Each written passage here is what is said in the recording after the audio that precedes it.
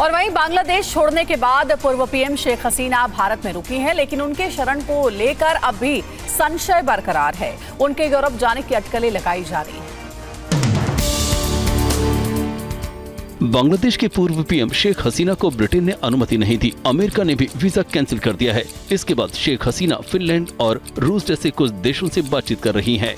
Sheikh Hasina Britain जाना चाहती थी क्योंकि उनकी बहन रेहाना की बेटी ट्यूलिप सिद्दीक ब्रिटिश संसद की सदस्य है और ट्रेजरी की आर्थिक सचिव भी है। शेख हसीना के परिवार के सदस्य फिनलैंड में भी रहते हैं, इसलिए वे उत्तरी यूरोपीय देश जाने पर विचार कर रही हैं। फिलहाल बहन रेहाना के साथ शेख हसीना गाजियाबाद के हिंडन एयरबेस के सेफ हाउस में है।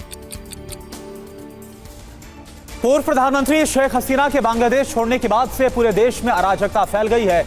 मस्जिदों और घरों पर हमला करके आग के हवाले भी किया गया है।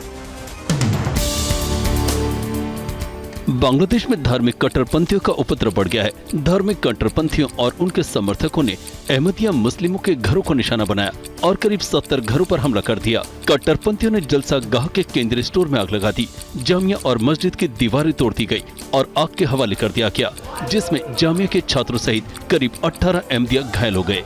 कट्टरपंथियों ने रंगपुर जिले के तारागंज और शेरपुर जिले के रंगगटिया गांव में भी अहमदिया मस्जिद में तोड़फोड़ कर आगजनी की और घरों पर हमला किया गया है।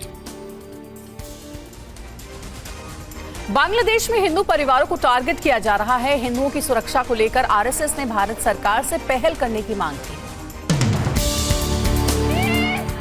बांग्लादेश में हिंदू परिवारों पर हमले हो रहे हैं, मंदिरों में तोड़फोड़ और आगजनी की जा रही है। हिंदू की सुरक्षा को लेकर आरएसएस के अखिल भारतीय कार्यकारिणी सदस्य सुरेश भैयाजी जोशी ने भारत सरकार से उचित कदम उठाने की मांग की है। हम सरकार से निवेदन कर रहे हैं कि एक सुनिश्चित करे कि वहाँ के हिंदू सुरक्षित रहे और हमको विश्वास है कि सरकार कुछ कदम उठाएगी। उन्होंने कहा कि बांग्लादेश एक अलग देश है, किसी भी स्वयंसेवी संगठन की एक मर्यादा है, लेकिन विश्वास है कि सरकार कुछ कदम उठाएगी। बांग्लादेश में हिंदुओं पर हमले को लेकर मुस्लिम समुदाय ने नाराजगी भी जताई है। उलेमाओं ने बांग्लादेश में उपजे हालात के लिए पाकिस्तान को दोषी ठहराया है। लखनऊ के छोटे इमामबाड़े में पड़ोसी मुल्क में हिंदुओं पर हमले रोकने के लिए मुस्लिम जमात से आगे आने की अपील की गई। साथ ही बांग्लादेश में उपजे हालात के लिए पाकिस्तान को जिम्मेदार ठहराया गया। पाकिस्तान ये नहीं चाहता है कि किसी भी तरीके से कोई दूसरा समुदाय हंस खुश होकर अपनी जिंदगी बसर करे। उसके कि यहाँ जो मशीन लगी हुई है आतंकवाद की, उसी पे काम कर रहा है और आज उसका नजारा हमें बांग्लादेश में भी देखना है। उलेमा ने पीएम मोदी से पड़ोसी देशों के अल्पसंख्यकों को नागरिकता देने की मांग की है। बांग्लादेश में राजनीतिक उथल पुथल के बीच लोग आधी रात को दिल्ली पहुंचे। भारत पहुंचे लोगों से टीवी 9 संवाददाता पुनीत शर्मा ने बात की। जिस तरीके से वहाँ पे तख्ता पलट हुआ है, तो क्या लग रहा था पूरे कंट्री में क्या पैनिक की सिचुएशन है? क्योंकि लोगों ने संसद पर भी कब्जा किया, हिंसा हो रही, आगजनी हो रही, 300 से ज़्यादा लोग मारे गए। तो अब ठीक है, अब तो कुछ नहीं है ऐसा। पहला था जो भी था, अब नथिंग है। कब से सामान्य है आपके हिसाब से? क्योंकि अभी भी आज से सामान्य है, ऐसा कुछ अब लग रहा है कि बेहतर होगी। बेहतर है।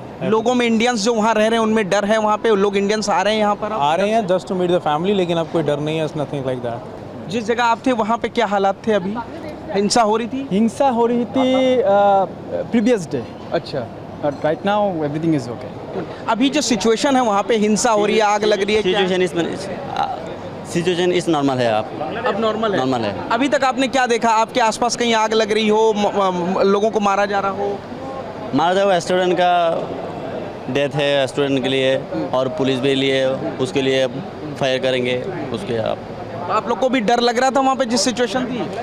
डर लग रहा था ना। मैं उसके लिए, मैं हूँ स्टूडेंट के लिए, मैं हूँ स्टूडेंट्स, और शेख हसीना पर मैं उसके लिए जो भी करता है नॉट बी।